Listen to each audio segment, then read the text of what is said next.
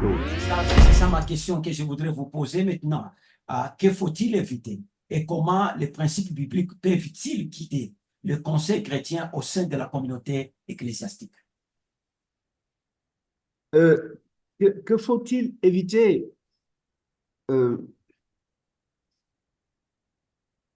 Peut-être il y a beaucoup de choses à dire, peut-être dans ce sens, parce que il y a tellement de choses corrompues.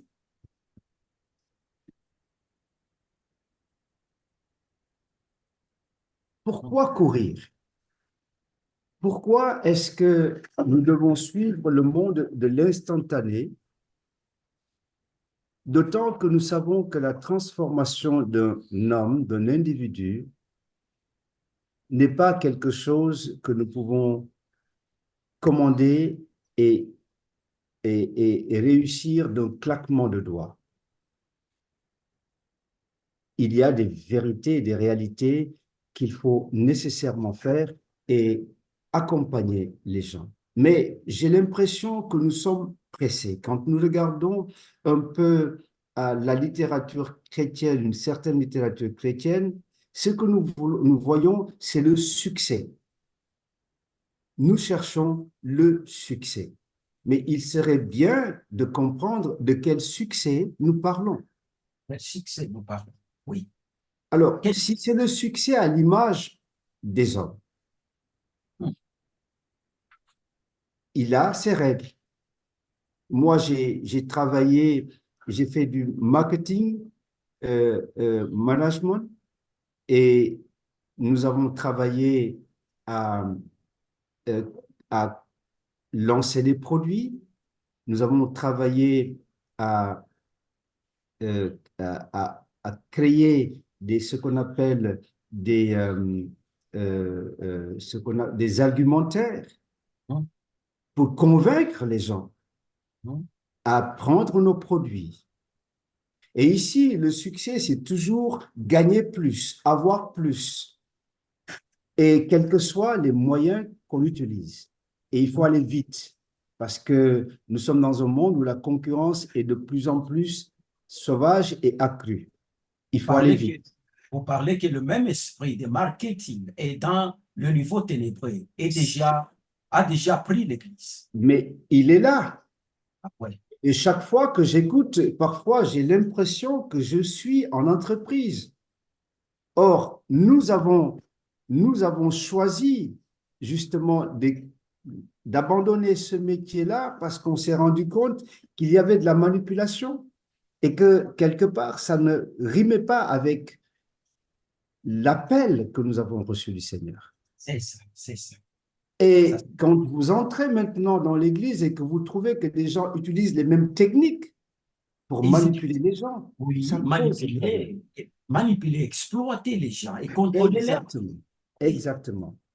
Et ces techniques sont de plus en plus utilisées. Malheureusement, les gens ne se rendent pas compte que ce sont des techniques mercantiles qui sont ainsi utilisées pour posséder les gens. Parce que justement, le marketing va aller chercher dans l'individu en tant que tel, dans tout ce qui fait sa sensibilité, pour le contraindre d'une certaine manière à faire ce qu'il n'aurait pas fait en temps normal. C'est vraiment très capital ce que vous parlez parce que quelqu'un a défini que c'est ça même de la sorcellerie dans l'Église. Parce que selon la définition qui est sortie de la sorcellerie, c'est un art de manipuler, d'exploiter, de dominer et de posséder les gens. Mais, exactement. Exactement. Et c'est ce qui fait que cet esprit-là ne peut que disséminer le mal qui est en train de s'accroître et on se demande pourquoi tant de mal. Parce que finalement, cette sorcellerie est généralisée et qu'elle a même atteint l'Église. Alors, celui qui fait cela, il ne sert pas le Seigneur, il se sert lui-même parce il manipule les gens pour son propre grain. Parce Et, et, qu'il et c'est la raison pour laquelle je disais qu'ils se prétendent pasteurs. il se prétendent, pasteur. Ils se prétendent pasteurs. Et c'est important. Parce que, oui, et cela amène à la confusion de manière générale. Ça amène à la confusion au point où les gens se disent, mais finalement, si l'Église est comme ça,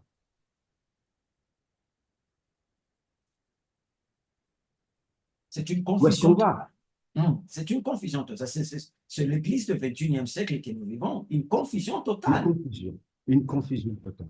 Mais qu'est-ce que Une nous pouvons confusion faire totale. maintenant? Qu'est-ce que nous pouvons faire avec tout ça? Alors, qu'est-ce que nous pouvons faire? Bon, de toutes les manières, euh,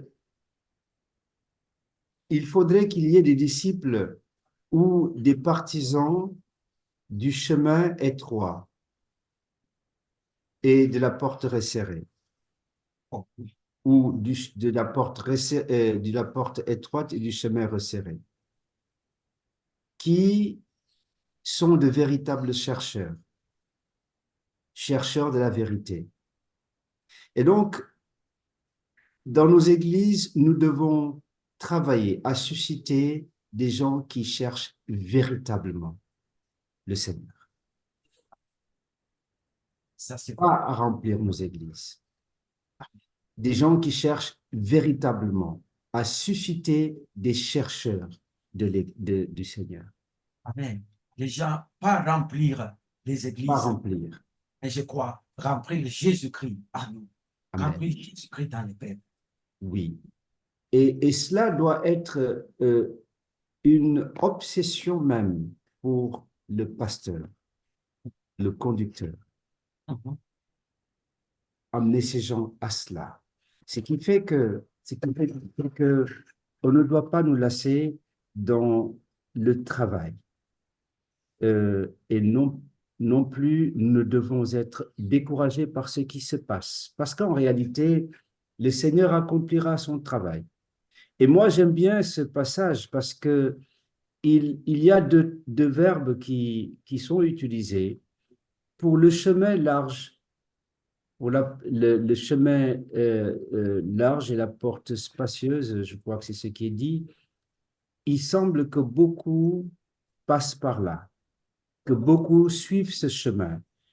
En d'autres termes, ils ne savent pas où ils vont, mais puisqu'il y a une majorité de personnes qui suivent cette voie, les gens suivent et c'est ce qui se passe en ce moment.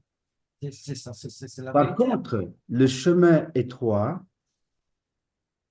et le chemin resserré, la porte étroite, il semble qu'il y a peu qui trouvent.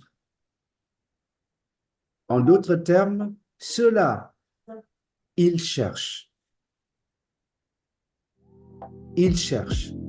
Et cela nous donne une piste, une indication, à savoir que notre responsabilité est de façonner des chercheurs pour qu'ils puissent suivre le chemin étroit qui mène au Seigneur.